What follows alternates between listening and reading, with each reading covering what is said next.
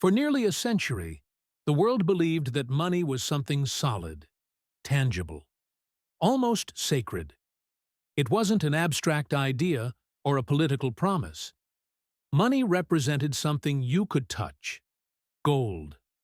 Every banknote, every transaction, every trade agreement between nations was, at its core, an indirect transfer of precious metal between carefully guarded vaults. Trust in the system was rooted in something physical and limited. If a government printed too much money, it had to hand over gold. If it spent more than it could afford, the vaults would empty. There was, therefore, a limit. And limits, even restrictive ones, created stability. This system took its definitive shape after World War II in 1944, when representatives from 44 countries gathered in Bretton Woods in the United States to rebuild the global economy. From that conference came a historic agreement. The U.S. dollar would become the central currency of world trade, and in exchange, the United States guaranteed that every dollar could be converted into gold at a fixed rate. The world accepted this promise because the U.S., at that time, held about 2/3 of all monetary gold on the planet. It seemed safe, inevitable, logical. And thus, the modern global financial system was born, founded on a direct relationship: trust, dollar, gold. For the following decades, this mechanism sustained global economic growth. Countries traded oil, wheat, cars, machinery, and technology using dollars, but they knew that, ultimately, that dollar represented gold stored in Fort Knox. But history is never as stable as it appears. Whenever humans create a system, they also create ways to exploit or bypass it. And the United States, which controlled the issuance of the dollar, had a growing interest in testing the limits of the promise it had made. As the Cold War intensified, especially from the 1950s onward, the United States began expanding its global military presence. Bases were built in dozens of countries. Domestic social programs like Medicare and the Great Society required billions in funding. And then came the devastating cost of the Vietnam War. It was long, distant, unpopular, and incredibly expensive. The U.S. government faced a dilemma: raise taxes and risk internal revolt, or create money it did not have the gold to back. It chose the second option, believing no one would notice. But other countries noticed. France was the first to act. President Charles de Gaulle refused to depend on American power. He knew the U.S. was printing more dollars than the gold it held. In a bold move, he sent ships to the port of New York, filled with dollars, and demanded gold in return, exactly as the Bretton Woods Agreement allowed. And the U.S. had to pay. Soon after, Switzerland did the same. Britain considered doing the same. Gold began flowing out of American vaults. The system was on the verge of collapse. At that moment, the truth became undeniable. If every country demanded its gold, the United States could not deliver it. The world was operating atop a castle of promises.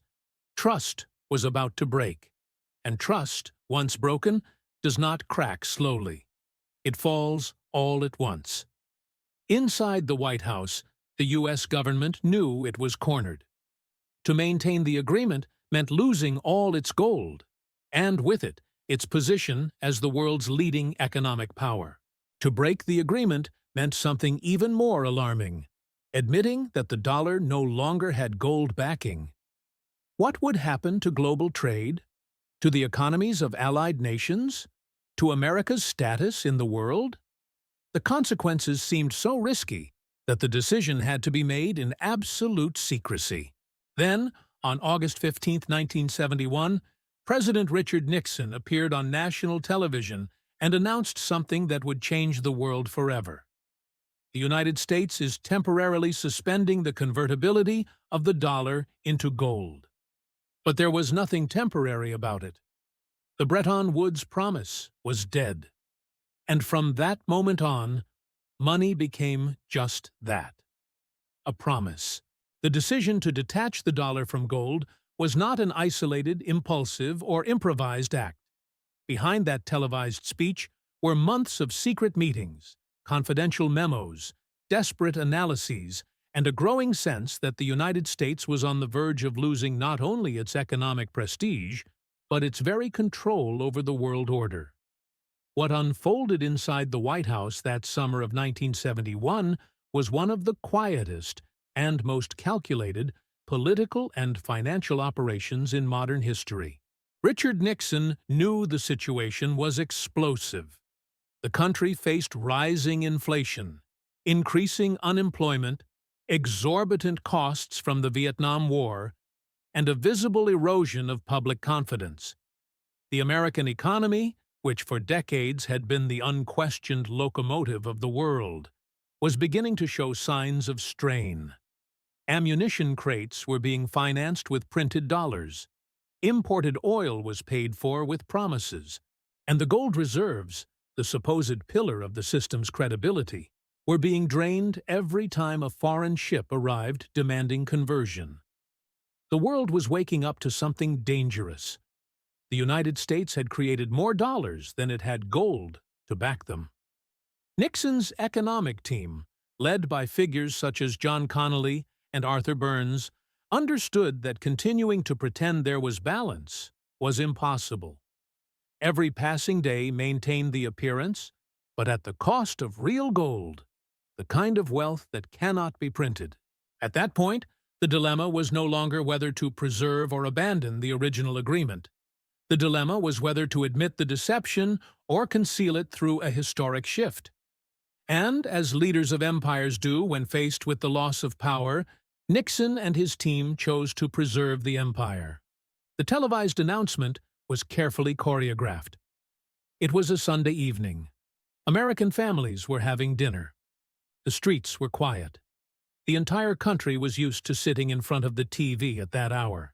Nixon knew he had to control the narrative. He could not reveal that the dollar was under threat, that the vaults were emptying, that the system sustaining global trade was on the brink of collapse. So he framed the rupture as protection, not desperation. He said the decision was meant to defend the dollar against international speculators. It was a calculated phrase, a psychological reversal. Instead of admitting the problem was internal, Nixon blamed external forces. Instead of acknowledging that the gold had been drained, he suggested that the gold was being unfairly attacked. And so, the greatest trick of modern economics was performed. Money printing was transformed into patriotism.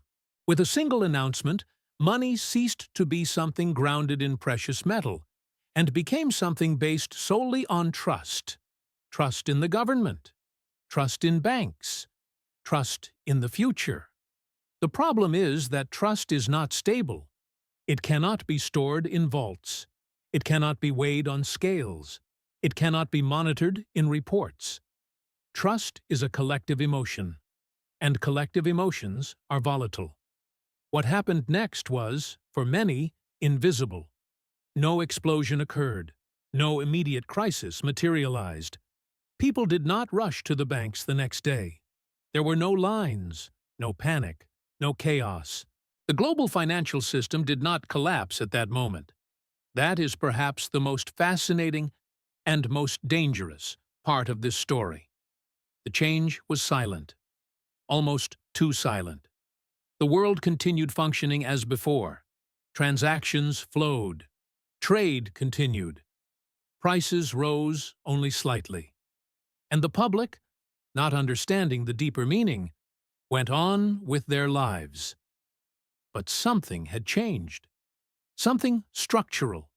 Something that could not be undone. If money was no longer limited by gold, then there was no longer a limit to how much money could exist. If there was no longer a limit to how much money could exist, then there was no longer a limit to how much a government could spend. And if there was no longer a limit to how much a government could spend, then inflation was no longer a risk. It was an inevitability. This inevitability does not appear overnight. It accumulates. It expands. It seeps silently, first into prices, then into wages, then into habits, until an entire generation is born without realizing that what they experience is not normal, but the result of a rupture that occurred before they were even born. The post-1971 global economy became a place where debt replaced gold, where credit replaced wealth, and where growth depended not on productivity, but on money creation. The system had been rewritten, and no one voted for it. When the dollar separated from gold, the change was not only economic, it was psychological. Money stopped being a physical object with intrinsic value and became an idea, a social convention sustained by trust. But trust alone does not generate growth. Trust does not build roads, does not fund wars, does not pay salaries. What sustains systems without backing is something simpler, and, at the same time, far more dangerous: debt. Starting in 1971, the entire global financial architecture began to reorganize itself to turn debt into the fuel of the economy. Before this rupture, there were clear limits. If a government spent too much, its gold reserves shrank. If banks lent excessively, they faced real risk of bankruptcy. If a family lived beyond its means, reality would catch up quickly. But once money was no longer backed, it wasn't something that existed. It was something that could be created. In an accounting ledger, on a computer, with a click. And every dollar created had to come from somewhere. That somewhere was the banking system. Few people realize this, but banks do not lend the money you deposit into them. They create new money when they extend credit. When you take out a mortgage to buy a house, that money did not exist before. It comes into existence at the moment of signing. And the house, which once had an affordable price, now becomes more expensive because more people can buy it through borrowed money. So the price goes up, debt grows, and wages fall behind. This mechanism spread like a silent virus. Families began financing cars, furniture, surgeries, vacations, schooling, emergencies. Credit became a lifestyle. Meanwhile, companies realized they could expand indefinitely by taking on cheap loans. Stock markets soared. Real estate prices climbed so high that, within a few decades, owning a home stopped being a right and became a privilege. Money, now based on debt, needed to circulate faster and faster to prevent the system from collapsing. But there was a second element in this equation: the government. Before 1971, public deficits were seen as signs of irresponsibility. After 1971, they became routine. The government began funding programs, wars, benefits, and bailouts simply by issuing bonds, which are nothing more than promises of future debt. Central banks bought these bonds. Commercial banks used them as collateral to create more credit. And so, debt began multiplying in layers, debt on top of debt, supported by expectation, narrative, and trust. Starting in the 1980s, a new paradigm took hold. To prevent recessions, the government should inject liquidity into the economy. In other words, whenever growth slowed, the solution was not to balance budgets, improve productivity, or reduce excesses. The solution was to create more money. Crises stopped being natural correction mechanisms and became enemies to be avoided at any cost. This created a vicious cycle. Every time the system began to collapse, 1987, 1998, 2000, 2008, 2020, the response was the same: cut interest rates, print money, stimulate credit. And every crisis solved with more debt made the system weaker for the next one. Today, the global economy is so dependent on debt that if debt stops growing, the entire system collapses. Not because banks would fail, but because people, companies, and governments would no longer know how to operate without it. And here is the most important point: inflation is not an accident. It is a feature of the system. If money is created as debt, and that debt grows constantly, the value of money must fall over time. This ensures that yesterday's debt can be paid with tomorrow's money. money that is worth less. Thus, inflation became a policy, not a problem. It slowly erodes income, savings, and the security of ordinary people. Not explosively, but drop by drop, until one day you realize you are working more to have less. In this way, the gold standard limited governments. The new system limits citizens. The implicit promise is simple. To keep the system running, you must continue to owe. Your financing is the gear. Your loan is the fuel. Your monthly payment is the blood keeping the system alive. The modern economy was not built to be stable. It was built to move, always forward, consuming the future to sustain the present. And no one asked for your permission. Today, we live inside a system so large, so integrated, and so old that most people don't even realize they are part of it. We grew up in it. We buy in it. We work in it. We invest in it. And, perhaps most importantly, we trust it.